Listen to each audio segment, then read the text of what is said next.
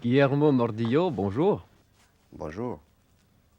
On a pris la peine de vous téléphoner là où vous êtes, à Paris, parce que peut-être l'ignorez-vous, mais à Terry Jeans, on passe de vos dessins animés depuis déjà un bon petit bout de temps. Depuis en fait le tout début de la saison, il a connu un succès vraiment réel au point de dépasser en popularité votre petit personnage de Mordillo, l'animateur de l'émission lui-même. J'en suis pas jaloux, remarquez, mais je ne sais pas quel effet ça peut vous faire d'être ainsi populaire de l'autre côté de l'Atlantique.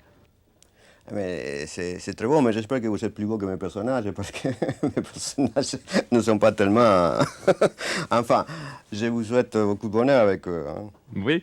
Dites-moi, à juger par votre accent, vous habitez en France en ce moment, mais vous n'êtes pas français sûrement.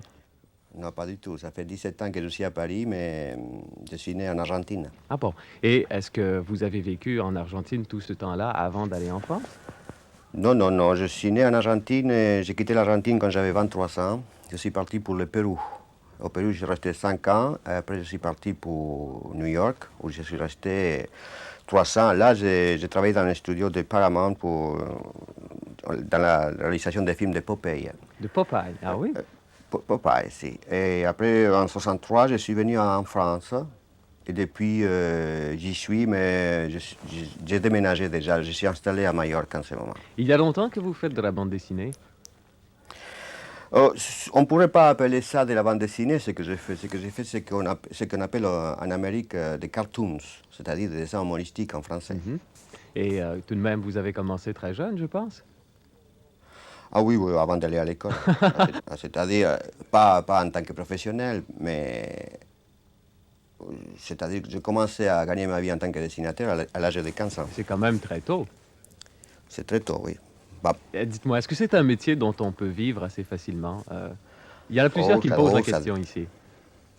ça dépend, hein, ça dépend, parce que vous savez, c'est comme un métier d'écrivain, hein. Si vous êtes un best-seller, vous gagnez très bien votre vie. Si vous êtes un écrivain qui vend enfin 1000 exemplaires par chaque bouquin, ça change tout. Et pour vous, Monsieur Mordillo, est-ce que le succès est venu assez rapidement? Non, je ne crois pas, ça dépend qu'est-ce que vous entendez pour rapidement.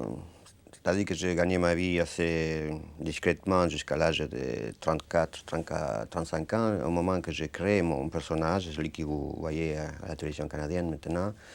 Et ça a commencé à marcher vers l'année 70, c'est-à-dire que j'avais déjà 38 ans. Bon, Jusqu'à là, j'ai fait le porte-à-porte pour vendre mes dessins. vous faisiez du porte-à-porte pour vendre vos dessins. On frappait à la rédaction des journaux pour publier les dessins, oui. Maintenant que vous êtes quand même assez connu, maintenant que votre personnage est assez connu surtout, il y a une question qui me reste sur les lèvres. On connaît bien l'auteur de Tintin, par exemple, Hergé. On connaît bien l'auteur de plusieurs héros, soit de bande dessinée ou encore de la caricature. Mais vous, on ne vous voit pas, ou à peu près pas. Est-ce que c'est simplement une impression comme ça, ou bien si c'est volontaire? Oh, c'est une impression, en plus c'est un peu volontaire parce que moi je considère que nous, les auteurs de bandes dessinées ou de dessins humoristiques, nous sommes plutôt des montreurs d'images. C'est-à-dire nous ne vendons pas, si vous voulez, notre image en tant que personne. Ça c'est le rôle des comédiens, des gens qui font de ça un métier. Tandis que nous sommes des montreurs d'images. Alors ce que je tiens à montrer surtout, c'est mes dessins. Ma tête, ça m'intéresse beaucoup moins à la montrer.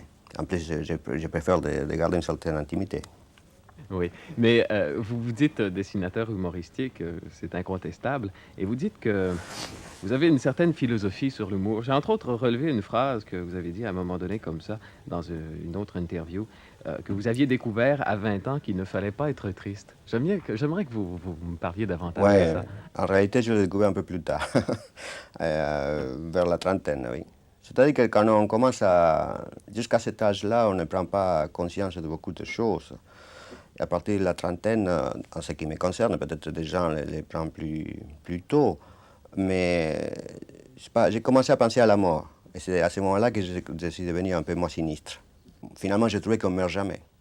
C'est-à-dire qu'on meurt par personne interposée, ce sont les autres qui meurent. C'est une sorte de compensation à ce moment-là, l'humour? Bon, l'humour, vous savez, il y a beaucoup de définitions de l'humour, mais il y a une qui est à moi qui peut-être, c'est peut-être pour répondre à votre question, je pense que l'humour est la tendresse de la peur. ou la pudeur de la peur.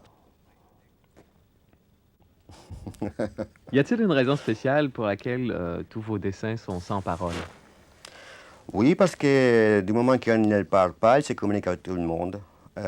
Imaginez que mes dessins, tels que vous les connaissez au Canada, ils passent à Hong Kong, au Mexique, au Brésil, en Turquie, en Israël, les mêmes, exactement les mêmes. Et justement, tout le monde les comprend parce qu'ils ne parlent pas, dans le langage universel. C'est un petit truc que j'ai trouvé, si vous voulez. Et s'ils se mettaient à parler, vous seriez plus limité à ce moment-là.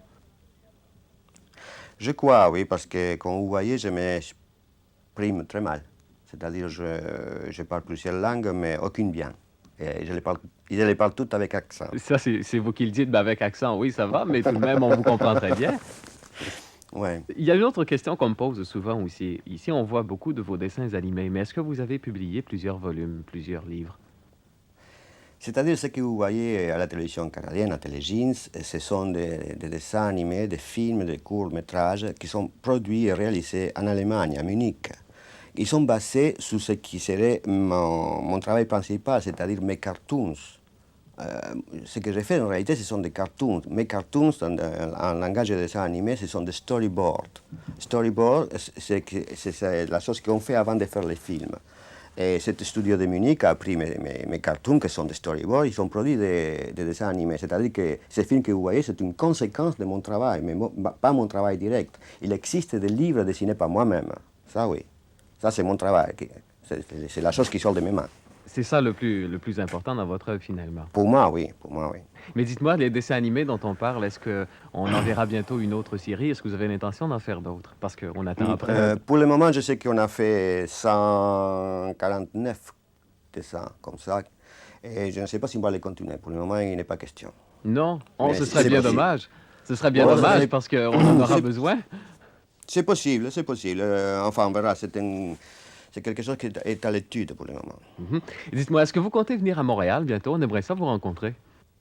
Oh, bientôt, je ne sais pas, mais un jour, oui. Monsieur Mordillo, moi j'espère bien qu'on vous verra à Montréal et qu'à l'occasion, on pourra vous rencontrer à Telly Jeans. Mais c'est un grand plaisir pour moi. Ben, c'est un rendez-vous, hein, c'est promis. Oui, c'est promis. Un jour, je viendrai. C'est très bien, merci beaucoup. Au revoir. Au revoir.